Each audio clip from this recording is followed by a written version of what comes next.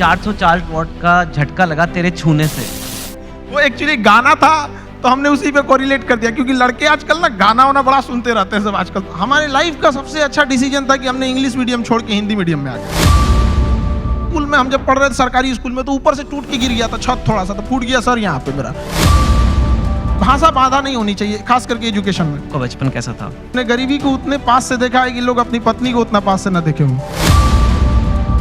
कोई भी गरीब से गरीब लड़का के लिए वो बड़े से बड़ी शिक्षा ग्रहण करने के लिए सपना देख सकता है और उसका सपना पूरा होगा। किसी एजुकेशन कंपनी ने कहा कि आप हमारे साथ आ जाओ नौकरी, और इनको जॉब ऑफर मिला, यू कैन से एक तरह से, एंड वो जॉब ऑफर था 107 करोड़ रुपए का। स्टूडेंट का प्यार होता है वो कभी नहीं खरीद सकते हैं। जिस दिन मेरे इंस्टीट्यूट पे बम चला था, पुलिस बाद में आई थी, अगल बगल जितने लॉज थे, जब लड़कों को पता चला था तो पूरे लड़के छाप लिए थे सबको। हमारे यहाँ किसी का दिल टूटता है तो वो मजनू नहीं बल्कि माझी बन के पहाड़ तोड़ देता है।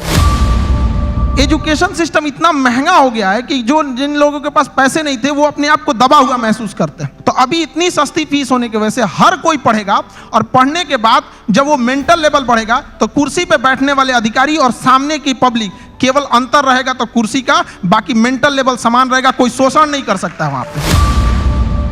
One of India top teacher हो, लेकिन आप खुद क्लास में कोई अव्वल स्टूडेंट, मतलब 37th आउट ऑफ 40th आए थे आप। बहुत ही अच्छा लगा आपको देख के। आई थिंक मोस्ट पीपल यहाँ पे शायद खान सर को जानते होंगे, जो नहीं जानते होंगे आज आप जान, एक ऐसी हस्ती से कभी नहीं मिले होंगे, क्योंकि लोग आपको टीचर बोलते हैं, लेकिन आपसे बड़ा एंटरटेनर मैंने कोई नहीं देखा सर। नहीं, सीरियसली ये नहीं समझ में आता है कि एजुकेशन इतना इंटरेस्टिंग चीज है, लोग इसको कैसे बोरिंग बना सकते हैं। तो पढ़ाई को इतना इंटरेस्टिंग बना दे कि लोग इसके सिवा कहीं हटना ही नहीं चाहे। हाँ, and before we get into the interview, मतलब मैं आपको बोलूँ इनके वीडियोस बड़े इंटरेस्टिंग होते हैं, वो बात और होती है, but let me show you the master at work.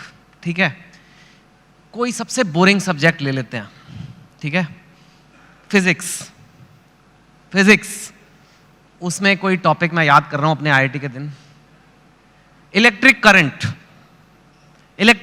अगर किसी को समझाना है बच्चे को, बिहार में हो, वो कहीं पे भी हो सकता है, और जिसको ज़्यादा नॉलेज नहीं है, इलेक्ट्रिक करंट क्या होता है, कैसे होता है, वोल्टेज वगैरह 3-4 मिनट में अगर समझाना है, तो अगर मैं आपको बोलूँ इलेक्ट्रिक करंट का चैप्टर पढ़ना है, बोलोगे my God such A boring text book. अब हम खान सर को कहते हैं इलेक्ट्रिक करंट। सर देखिए, हम लोग को जो पढ़ाना होता है तो उसमें एक एक्सपेक्ट ये भी होता है कि लड़कों को एग्जाम में पास करके एग्जैक्ट नंबर भी देना है। तो हमें उस एग्जाम के पॉइंट ऑफ व्यू तक पहुंचने में एक अच्छा खासा टाइम लगता है। लेकिन समस्या क्या आ जाती है कि हमारे सामने बच्चा जो पढ़ के आ रहा है, जो गांव से आ रहा है, तो कई ऐसे गवर्नमेंट स्कूल या फिर ऐसे जगहों से वो पढ़ के आ रहा है कि जिसका स्टैंडर्ड एकदम, मतलब हम एवरेज से भी नीचे समझ जाते हैं। तो सबसे पहले तो चैलेंज हो जाता है उसको ऊपर लेके आना वहाँ तक। तो एक इलेक्ट्रिक करंट जैसे आप बोले वहाँ पे, तो लड़के जब शुरू में आते हैं तो उनको ये नहीं समझ में आता कि एम्पियर क्या चीज़ है, वोल्टेज में अंतर क्या नहीं समझ पाते, तो उनको समझाना काफ़ी चैलेंजिंग हो जाता है। तो वही एक छोटा मोटा कि हम लोग ये समझते कि जब हम लोग पढ़ते थे तो हमारे दोस्त हमें अच्छे से समझा देते थे, और वो देहाती भाषा में समझाते थे, और टीचर लोग एक स्टैंडर्ड फॉलो करने लगते थे। तो हमें ऐसा लगता था कि मेरा दोस्त ही ज़्यादा जानकार है। लेकिन ऐसा नहीं है कि टीचर के पास नॉलेज रहता था, बताते नहीं थे। तो हम लोग के पास जब लड़के आते हैं इलेक्ट्रिक करंट के लिए, तो उसको क्या समझाएगा आदमी कि एक इलेक्ट्रॉन एक छोटा सा पार्टिकल होता है, वो कितनी ज़्यादा आ रहा है, कितना ज़्यादा आ रहा है, वो संख्या में दिख रहा है, कितनी भीड़ आ रही है, वो भीड़ उसके लिए एम्पियर हो गई, कितनी भीड़ आ रही है, और किस प्रेशर से भीड़ आ रही है वो उसके लिए वोल्टेज हो गया। अगर 220 वोल्ट है तो उसका प्रेशर अलग, 440 है तो उसका प्रेशर अलग। तो जहां भी हम लोग भीड़ से निकलते हैं तो क्या चीज़ होती है, दो ही चीज़ें होती हैं, भीड़ कितनी है और किस स्पीड से निकल रही है। तो जितनी ज़्यादा में भीड़ है वो उसका एम्पियर हो गया, जिस प्रेशर से निकल रही है वो उसके लिए वोल्टेज हो गया, जितना ज़्यादा होगा वो। तो इससे क्या होता है ना कि लड़के को पहले समझ में आता है कि नहीं वो रिलेट कहाँ करना है, फिर धीरे धीरे तो वो चीज़ें उसको एग्जाम तक तो पहुँच ही जाएगा, लेकिन उसको अपने पास हौसला ना खो दे शुरुआत में ही, इसलिए उसके एक फ्रेंड की तरह पढ़ाना जरूरी होता है। ठीक है, यू सॉ और मैंने तो वो वीडियो देखा है आपका इलेक्ट्रिक करंट का, उसमें तो अभी तो आप फिर भी उसमें और भी हैं कि 404 वॉट का झटका लगा तेरे छूने से। वो एक्चुअली गाना था तो हमने उसी पे कोरिलेट कर दिया, क्योंकि लड़के आजकल ना गाना वाना बड़ा सुनते रहते हैं सब आजकल, तो हमें लगा कि यहीं से इन लोगों को, मतलब हम ये नहीं कहते हैं कि तुम अलग से टाइम निकालो, बट जिस चीज़ों को वो देख रहा है, जिसके सराउंडिंग्स में वो रह रहा है, उसमें हर जगह पढ़ाई छुपी हुई है, हम क्यों ना उसको उसी से कोरिलेट कर दें। टंगस्टन का आपने बताया कि लाल हो जाता है, वो दो लोग लड़ रहे हैं, जरा वो भी बताइए। वो जैसे लड़कों सब आते हैं सब, तो उनको ये समझ में नहीं है फिजिक्स ना, एक तो कुछ ऐसे होते हैं दिमाग में लेके चले जाते हैं, भैया ये तो मेरे लिए बना ही नहीं है। ऐसा नहीं है, हमारा कोशिश ये रहता है कि एक मजदूर जो है, अगर मजदूरी करके आ रहा है, उसने पढ़ाई नहीं किया है, फिर भी उसको अगर क्वांटम फिजिक्स समझा दिया जाए, ये होती है टीचिंग वहाँ पे, ताकि आपका बैकग्राउंड से कोई मतलब नहीं हो, हम जो टॉपिक अभी पढ़ रहे हैं यहाँ तक समझ में आए। टंगस्टन जैसे आप बोले थे यहाँ पे, तो लड़कों लोग को प्रॉब्लम हो रहा था, तो हमने बस उन लोगों को यही बताया कि जैसे आप लोगों को गुस्सा लगता है, तो अलग अलग तरीके से कोई गुस्सा होता है, कि कोई गुस्सा होगा तो गालियां देने लगता है, कोई एक दो हाथ लगाने लगता है, कोई सरापने लगता है कि तुम्हारा ये हो जाए वो हो जाए वहां पे। उसी तरह मेटल्स की अलग अलग खासियत होती है। टंगस्टन उसमें है, उसको करंट देंगे तो गुस्से से लाल हो जाएगा, इसलिए हीटर में उसको लगाते हैं, ये सॉरी टंगस्टन देंगे तो चमकने लगता है, इसलिए बल्ब में डाल देते हैं। अलग अलग चीजें होता है, नाइक्रोम होता है, चमक के हीट देने लगता है। तो वही वो जिस चीज को देखा है उस चीज में उसको अच्छे से समझाया जाए।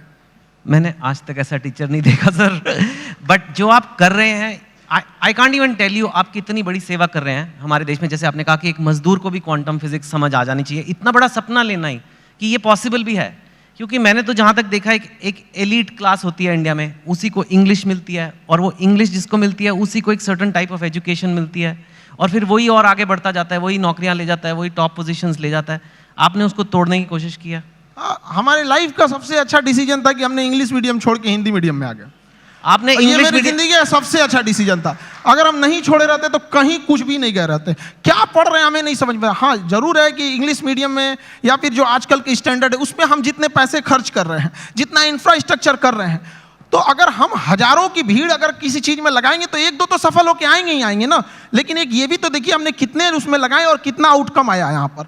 तो हिंदी मीडियम के आप स्कूल में, हमारे यहाँ पे एक स्कूल में हम जब पढ़ रहे थे सरकारी स्कूल में, तो ऊपर से टूट के गिर गया था छत, थोड़ा सा तो फूट गया सर यहाँ पे मेरा। अब बताइए वहाँ के लड़का सबको तो पहले दिखना पड़ता है कि मेरा बिल्डिंग कैसा है, तो ये सब भी तो मायने रखता है वहाँ पे। तो ऐसा नहीं है कि उनको जितना हम लोग अगर मोटिवेट करें या अच्छा एक चीज़ और भी है, लोग सफल होने के बाद ना इंग्लिश को ज़्यादा प्रीफर करने लगते हैं। तो ऐसा लगने लगता है कि इंग्लिश ही है, बहुत बड़ी भाषा ही है। ऐसा नहीं है, भाषा बाधा नहीं होनी चाहिए, खास करके एजुकेशन में। जी हाँ बिल्कुल। आपका बचपन कैसा था? मैंने सुना है बहुत मतलब पैसे की कमी रही, ये वो, कितनी आपने गरीबी देखी है काफ़ी। मैं जानना चाहता हूँ क्योंकि लोगों को पता लगे कि आपके बैकग्राउंड के लोग भी कितना ऊपर गए हैं, तो इसके लिए ये बताना ज़रूरी है कि आपका बचपन कैसा था। अब गरीबी की हम क्या बोलें, हमने गरीबी को उतने पास से देखा है कि लोग अपनी पत्नी को उतना पास से ना देखे हों। लेकिन फिर भी कुछ चीजें थी, दोस्तों ने काफी हेल्प किया, वो अपने पॉकेट खर्च में से कुछ पैसे देते थे ताकि आदमी पढ़ सके यहाँ पे। तो काफी दोस्तों ने भी हेल्प किया यहाँ पर। और धीरे धीरे कुछ टीचर्स भी आए हैं, वो लोग ने भी, पहले कुछ टीचर थे जो मतलब बहुत कम फी में पढ़ाते थे, तो हमें भी ऐसा लगा था कि जैसे हमारे साथ के बहुत सारे लड़के उनको अच्छी कोचिंग्स मिल गई 10th और 11th के बाद, तो उन लोग काफ़ी अच्छे अच्छे जगह पढ़ने लगे। हम लोग उनको देखते थे तो ऐसा लगता था कि ये जगह हमारे लिए नहीं है, एक अलग सी फील आती थी कि ये मेरे लिए नहीं है यहाँ पर। तो फिर जब हम लोग टीचिंग में आए तो हमने सोचा था कि भाई कोई भी गरीब से गरीब लड़का के लिए वो बड़े से बड़ी शिक्षा ग्रहण करने के लिए सपना देख सकता है और उसका सपना पूरा होगा। Very nice. सुना है कि आपके पास एक बार घर जाने के लिए 90 रुपए की टिकट थी, आपके पास थे नहीं 90 रुपए, 40 रुपए थे, तो इसलिए आप जा ही नहीं पाए घर, कुछ ऐसा भी कुछ हुआ था? वो दिन मेरे ज़िंदगी का सबसे मतलब अजीब सा दिन था, क्योंकि हम जब कोचिंग चालू किए तो हम मेरे दादाजी ने हमसे जब प्रॉब्लम्स इतनी ज़्यादा आने लगी तो दादाजी ने बताया कि देखो सपने तो इंसान के बहुत बड़े होते हैं, सपने कभी मतलब ख्वाहिशें ख़त्म भी नहीं होती हैं, लेकिन कुछ ज़रूरतें होती हैं। तो पहले अपनी ज़रूरतों को देख लो, फिर उसके बाद अपने सपनों के लिए आगे बढ़ना। और दादा का रोल बहुत बड़ा होता है ज़िंदगी में। एक पोता के लिए उसकी ज़िंदगी का पहला दोस्त उसका दादा होता है, और एक दादा के लिए उसकी ज़िंदगी का आखिरी दोस्त उसका पोता होता है। तो मेरे दादाजी ने एकदम दोस्त की तरह रहे उन्हें। तो सबसे पहले हमने होम ट्यूशन चालू किया, जहाँ से हम बेसिक चीज़ें निकाल सके। तो पहली बार हमने एक बच्चे को होम ट्यूशन दिया तो उसको 600 रुपये मिले वहाँ से, जिससे कुछ रूम रेंट वगैरह निकल जाए। फिर एक 800 का मिला, ऐसे मिलते मिलते गया। उसके बाद हम एक कोचिंग्स में गए पढ़ाने के लिए। तो वो कोचिंग में शुरुआत में 4-5 लड़के थे, अगले दिन 50-60 हुए, फिर धीरे धीरे बढ़ते गए। एक हफ्ते में पूरा क्लास ही चेंज हो गया। तो हम पढ़ाने लगे, कोचिंग बहुत अच्छे चलने लगी। तो उन लोगों ने कहा कि फीस आपको बढ़ाना पड़ेगा क्योंकि पैसे तो वहीं से आएंगे आप। तो हमने फीस बढ़ाने का विरोध किया, तो उन लोगों ने कहा ऐसे नहीं होगा, तो फिर हम अपने से पढ़ाना चालू कर दिए। तो हमारी कोचिंग में क्या हुआ कि बम चल गया, बम, एक्चुअल बम वहाँ पे धड़ाधड़ गिरने लगा। हम लोग को दिमाग काम नहीं किया वहाँ पे, और क्या किए, सारी चीज़ें तहस नहस हो गई। अब हमको लगा कि अब घर जाना पड़ेगा, और घर जाने के लिए पैसे 90 रुपये चाहिए होते हैं, हमारे पास वही 40-50 रुपये थे। तो हम कहें कि अब घर भी नहीं लौट सकते, यहीं रुकते हैं, शायद कोई रोक रहा है हमें। वाह। तो जहाँ 40-50 रुपए की बात थी, मैंने सुना है कि आपको अभी थोड़े दिन पहले ही किसी एजुकेशन कंपनी ने कहा कि आप हमारे साथ आ जाओ नौकरी, और इनको जॉब ऑफर मिला, यू कैन से, एक तरह से। एंड वो जॉब ऑफर था 107 करोड़ रुपए का। तो यू नो व्हेन, एक वो दिन भी आपने देखे हैं जो 40-50 रुपए नहीं है, घर जाने के दुकान बंद करके, और 100, लेकिन स्वैग देखो, आप मना कर दिया। हमने मना कर दिया है, हमको 140 करोड़ नहीं चाहिए। हमें 140 करोड़ में आप पैसे ले सकते हैं, लेकिन जो स्टूडेंट का प्यार होता है वो कभी नहीं खरीद सकते हैं। जिस दिन मेरे इंस्टीट्यूट पे बम चला था, पुलिस बाद में आई थी, अगल बगल जितने लॉज थे, जब लड़कों को पता चला था तो पूरे लड़के छाप लिए थे सबको, और पूरे अगल बगल की कोचिंगें डर के मारे बंद हो गई थी। और हमारी कोचिंग बम लगने के बाद भी नेक्स्ट बैच से एज इट इज चली थी, बाकी बच्चे नीचे खड़े थे। ये 107 करोड़ में कोई नहीं खरीद सकता है। और हम जिस जगह से आए हैं, बिहार से, यहाँ का अलग ही एक स्वैग है, वो तो मुझे पता है। हाँ, हम लोग आए, उसका अलग स्वैग है। हमारे यहाँ किसी का दिल टूटता है तो वो मजनू नहीं बल्कि माझी बन के पहाड़ तोड़ देता है। अरे बाप। हमारे यहाँ उगते, हर जगह उगते सूरज की पूजा की जाती है, हमारे यहाँ डूबते सूरज को भी पूजा किया जाता है। हमारे यहाँ युद्ध से पहले बुद्ध पढ़ा दिया जाता है। तो हम उस जगह से आए हैं जहाँ पे किसी को, अगर किसी को ऐसा लगेगा कि उसको दबा के उसको रास्ते से हटाया जा सकता है, तो नहीं हो सकता है वो। अरे वाह। लेकिन यू नो अभी ये ऐसा फील्ड बन गया है, कोचिंग, एजुकेशन वगैरह, जहाँ लोग बहुत, आपकी बात अलग है, लेकिन लोग बहुत पैसे बना रहे हैं। लाइक ऐसे खबरों में तो आ रहा है बहुत करोड़ों में। हमने यूपीएससी जो चालू किया, पैसा आपको मोटिवेट नहीं करता? नहीं, पैसे हमारा एक अलग सपना है। अब किसी को बोलते हैं तो उसको अजीब सा लगता है। जैसे कोई घर है, अगर वो सड़क से ज्यादा नीचे धंस गया तो टेक्नोलॉजी आ गई है, जैक लगा के उसे उठा देते थे। तो हमें ऐसा लगता है ना कि हमारे इंडिया में भी ना एजुकेशन सिस्टम इतना महंगा हो गया है कि जो जिन लोगों के पास पैसे नहीं थे वो अपने आप को दबा हुआ महसूस करते हैं। तो हमने इंडिया के सबसे बेस्ट टीचरों के साथ अपने साथ जोड़े, और उन लोगों को भी धन्यवाद देते हैं जो जुड़े। और जो फीस यूपीएससी स्पेशली कहते हैं, जो सबसे इंडिया में टॉप एलीट जॉब वही है, उसकी जो फीस 2.5 लाख थी, सेम टीचर के साथ सेम पढ़ाई को हमने 7,500 रुपए में दे दिया। 2.5 लाख से 7,500 में।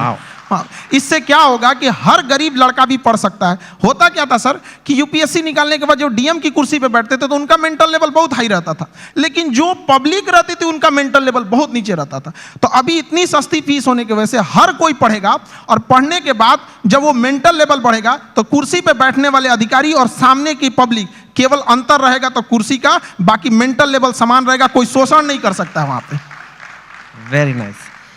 मैं आपसे पूछना चाहूँगा, इनफैक्ट यूथ जो है, आज भारत का यूथ है, कोई एवरेज लड़का है, लड़की है, चाहे बिहार में है, चाहे असम में है, तमिलनाडु में, कहीं भी हो सकती है, वो लाइफ में आगे बढ़ना चाहते हैं, ठीक है, और पढ़ाई एक जरिया है, पर आप उन्हें ओवरऑल क्या मैसेज दोगे? क्या करना चाहिए एक इंडिया के यूथ को जो लाइफ में अपने आप को ऊपर जाना चाहता है, स्पेशली जो हो सकता है हिंदी बोलने वाले बैकग्राउंड से हो, हिंदी मीडियम से हो, ब्लू कॉलर से वाइट कॉलर जाना है, अपनी औकात पार करनी है, जो आपने इतनी ऐसे पार किया कि मतलब 107 करोड़ हो गए नहीं चाहिए, मतलब दैट लेवल तक डेफिनेटली आपके पास लेसन्स हैं बच्चों को देने के लिए, उनको आप क्या बोलोगे?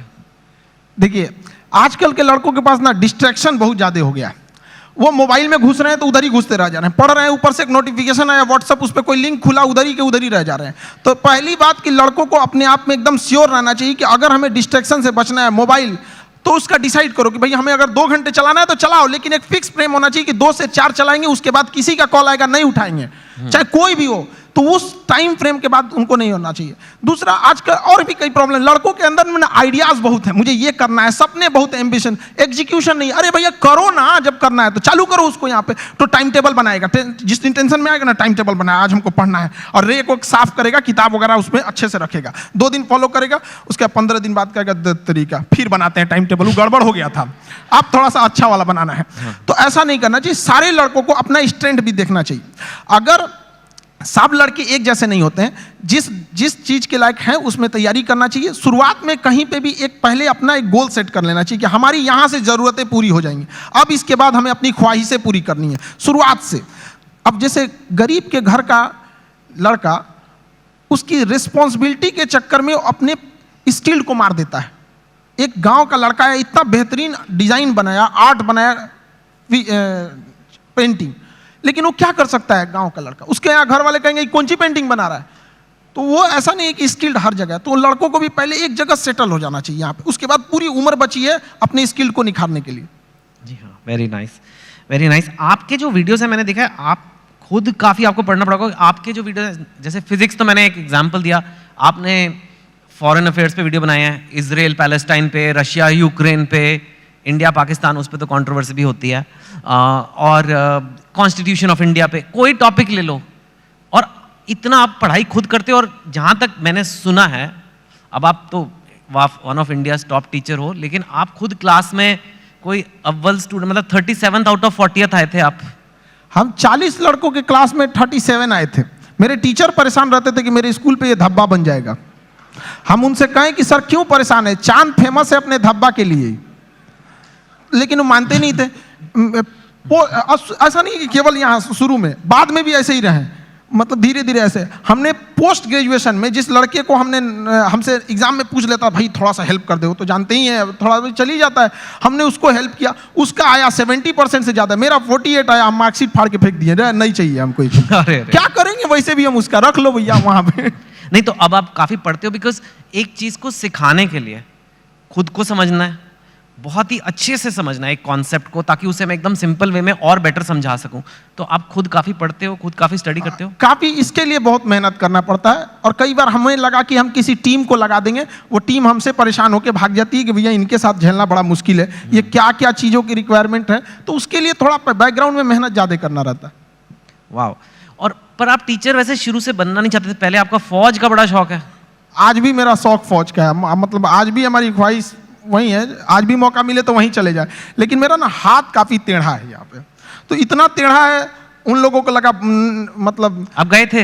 हाँ, एनडीए का एग्जाम दिए, यूपीएससी लेती है, हम सारे लोगों को बताए देखिए यूपीएससी एग्जाम लेती है, और इसका फीस भी 150 रुपये का फॉर्म आया उस समय एनडीए का, हम लोग के समय। लोगों को लगा कि क्या, तो हमको सब लोगों को लगा कि अभी फौजी बन जाएगा, लेफ्टिनेंट। हम गए वहाँ से, बाद में पता चला ये गड़बड़ है, तो रिजेक्ट हो गए। हालांकि ऐसा नहीं है कि वो लोग सेलेक्ट कर लेते तो अच्छा ही करते हैं वहाँ पे। कभी कभी हमने फौज पे, हथियारों पे, मिसाइल पे ऐसी वीडियोस बना देते हैं कि लोग हमको उधर से फोन आने लगता है, यार इतना थोड़ी बताना है, आप इतना भी मत बता दो वहाँ पे।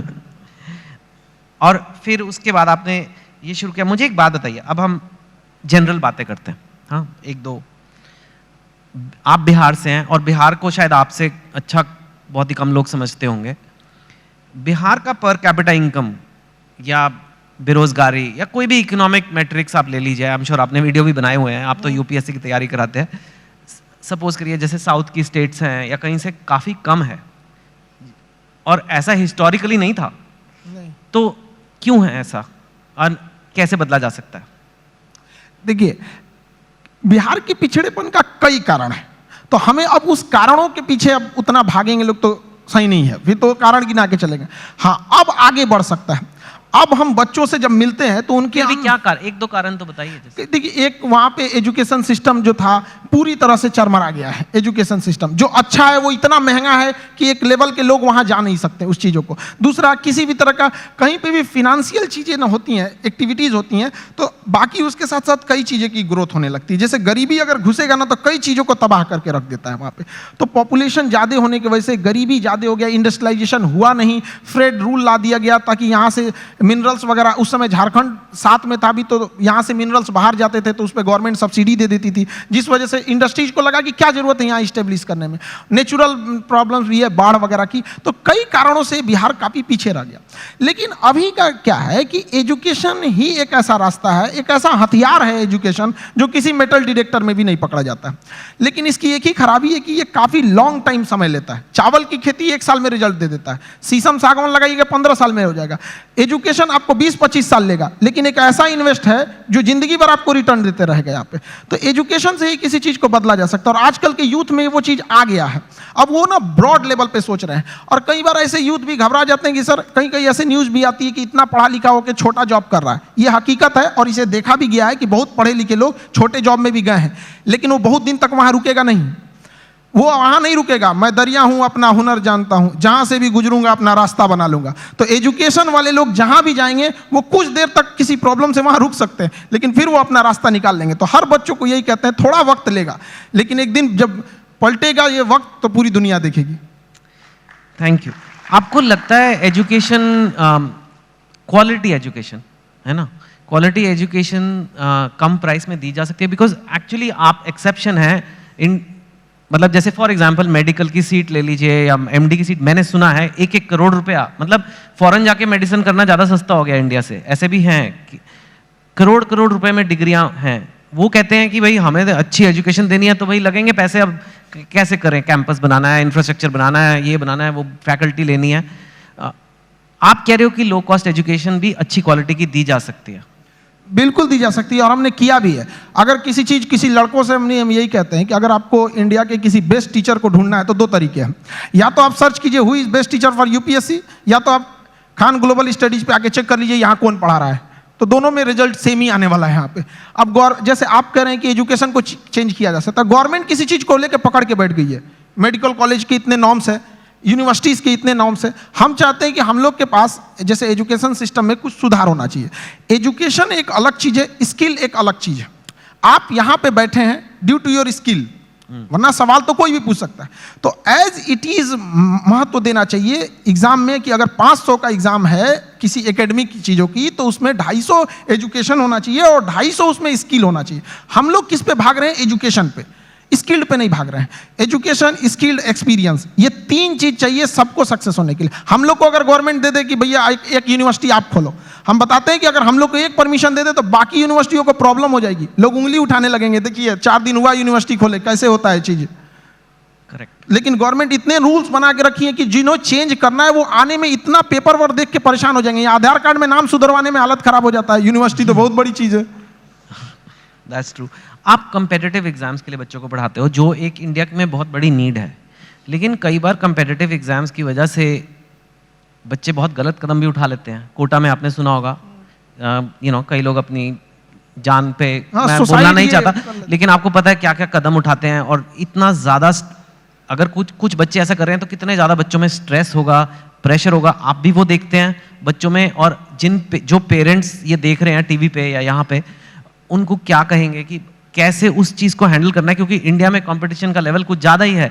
मैंने सुना है मतलब एक पोस्ट के लिए, एक जॉब के लिए पता कितने लोग हैं।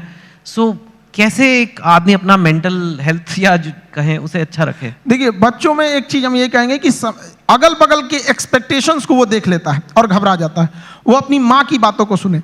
जब हम फेल होते थे ना, तो मेरी मम्मी हौसला बढ़ाती रहती थी, कहती थी दुनिया तुम बहुत आगे जाएगा। हम कहते थे टीचर लोग कहते हैं कि तुम धब्बा हो, तो उनका कहना था टीचर लोग क्या जानेंगे तुमको, हम तुमको ज़्यादा जानते हैं, पूरी दुनिया की तुलना में हम तुमको 9 महीना पहले से जानते हैं, तो हमसे बेहतर तुम्हें कोई नहीं जानेगा। यहाँ पे स्टूडेंट को भी कहते हैं एक बार अपने माँ बाप को देखो, तुम हीरा हो, तुम्हें कोई नहीं बदल सकता है। अपने दुनिया के दबाव में नहीं आना चाहिए। जिस पे ये जग हंसा है उसने इतिहास रचा है। वहाँ पे क्या हो गया ना, इतने बर्डन डाल दिए गए हैं, उनको लगता है कि आईआईटी बहुत, या फिर आप एम्स हो गया, आईएम हो गया। ऐसा नहीं है, यहाँ अच्छे लड़के गए हैं जिन्होंने आईआईटी को अच्छा बनाया है। वरना आईआईटी बिना एग्जाम लिए और डायरेक्ट सिलेक्शन दे के दिखा दे, फिर देखे वो मेंटेन कर पाएगा? नहीं। वो एग्जाम लेके अच्छे लड़कों को ही सेलेक्ट करके लाती है यहाँ पे। तो लड़कों को भी मेहनत करते रहना चाहिए और कभी सुसाइड वगैरह पे नहीं सोचना चाहिए। हो सकता है कि जिनको लगता है कि मेरा एग्जाम नहीं हो पाया, आगे जाने के बाद उनकी कंपनी में एग्जाम पास करने वाला एम्प्लॉय बन जाए। सही बात है, नाइस। आर्टिफिशियल इंटेलिजेंस की आजकल बड़ी खबरें आ रही है। एक ये चैट जीपीटी आ गया है, आपने देखा ही होगा। कई लोगों को खतरा हो रहा है कि अब तो इतने बढ़िया कंप्यूटर हो जाएंगे, इतने बढ़िया ये आर्टिफिशियल इंटेलिजेंस हो जाएगा कि वही आंसर लिख देगा, वही सब कुछ कर देगा, मतलब नौकरियां सारी गायब हो जाएंगी। आप आर्टिफिशियल इंटेलिजेंस को कैसे देखते हैं और आपको लगता है कि ऐसा कुछ? आर्टिफिशियल इंटेलिजेंस ह्यूमन इंटरवेंशन को थोड़ा कम कर देता है, लेकिन ये मिथ है कि आने के बाद काम खत्म कर देगा। इंडिया में जब कंप्यूटर आ रहा था तो लोगों को यही लगा था कि पूरी लोगों का काम खत्म कर देगा। ये उसी का एडवांस वर्जन है। ऐसा नहीं है कि लोगों का काम खत्म। आप उस समय एक नए नीड्स होंगी, नई ज़रूरतें होंगी, उस पर इंसान शिफ्ट हो जाएगा। कभी ये खत्म नहीं होगा। आर्टिफिशियल इंटेलिजेंस का दुरुपयोग बहुत हो सकता है, इससे बचना चाहिए। गवर्नमेंट को आर्टिफिशियल इंटेलिजेंस से मिसयूज को रोकने के लिए एक हार्ड कदम उठाने चाहिए। भारत में आईटी रूल्स उतने मतलब स्ट्रिक्ट नहीं है। ज़्यादा वक्त बचा नहीं है, लेकिन आप काम ही करते रहते हो, सारा टाइम काम करते रहते हो। हमको तो बस पढ़ाना रहता है, पढ़ा के हटे, फिर उसके बाद खाली बैठते तो सोचते हैं कि और कौन से टॉपिक पर, इस टॉपिक को हमने इस बैच में ऐसे पढ़ाया, अगली बैच में इसको और अच्छे से कैसे समझा सकते हैं। आप इतने सारे बच्चों का सोचते रहते हो, कभी ये नहीं सोचते आपके अपने बच्चे होंगे? प्यार व्यार हुआ है आपको कभी? दिल, आप इतने एग्जाम्पल देते हो मजनू वाले अपने टॉक्स में, मैंने देखा है मजनू 400 वोल्ट का झटका, पता नहीं कितना। हाँ, तो आपका कभी दिल, या आप सिंगल हैं, मैरिड हैं, मतलब क्या? क्योंकि ये आता है कई बार लोग, अब आप इतनी हस्ती बन चुके हो कि लोग ये सब सवाल पूछते हैं सर। नहीं देखिए, ये सब चीज़ हम सिंगल, ये सब लोग तो घर वाले डिसाइड करेंगे, उन लोग का गृह मंत्रालय का ये काम होता है, ये मम्मी पापा का काम है आज चीज़ों को। आजकल के लड़कों को बस ये कहेंगे, ये सब डिस्ट्रैक्शन से उन लोगों को बचना चाहिए यहाँ पर। और रही बात हमारा, तो हमको मेन काम रहता है लड़कों के बारे में ही सोचते रहे, स्टूडेंट को कैसे समझाया जा सकता है। अपने ही पानी में घुल जाना ही बर्फ का मुकद्दर होता है। तो हम लोग बच्चों के लिए और उनकी बेहतर कैसे किया जा सकता है, इसी पे ज़्यादा ध्यान रहता है।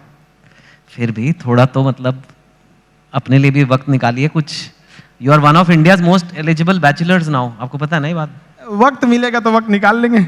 हाँ, तो ठीक है। नहीं, वो तो खैर मस्ती पूछ रहा। और जाते जाते बस यही कि काफ़ी हमारे पास वक्त नहीं उतना, कई बार कंट्रोवर्सीज हुई हैं आपके वीडियोस पे, आपके कंटेंट पे, आपके नाम पे, आपका नाम असली क्या है, कुछ ऐसे ये सब। And I don't want you to answer each of them. आप उनको कैसे देखते हो? हम कंट्रोवर्सी वाले लोग को देखते हैं, बिना मतलब की चीज़ों को इंटरफेयर करने। वो जिस लेवल पे हम लोग बताते हैं, उस लेवल पे जाने के बाद किसी को कंट्रोवर्सी करने की जरूरत ही नहीं पड़ेगी। हम लोग टीचर हैं, हम लोग बीच का रास्ता नहीं। जो सही है उसको सही बोलेंगे, गलत है उसको गलत बोलेंगे। अगर कोई गलत है तो उसको पूरा बता देंगे कि देखो ये चीज़ें गलत है, और सही है तो उसको पूरा बताएंगे कि ये सही है। अब इंसान वन साइडेड होता है, वो सोचता है कि हम भी उधर ही साइड में चले जाए, ऐसा नहीं हो सकता है। ठीक है खान सर, बढ़िया काम कर रहे हो, करते रहिए। धन्यवाद। Thank you so much. Thank you.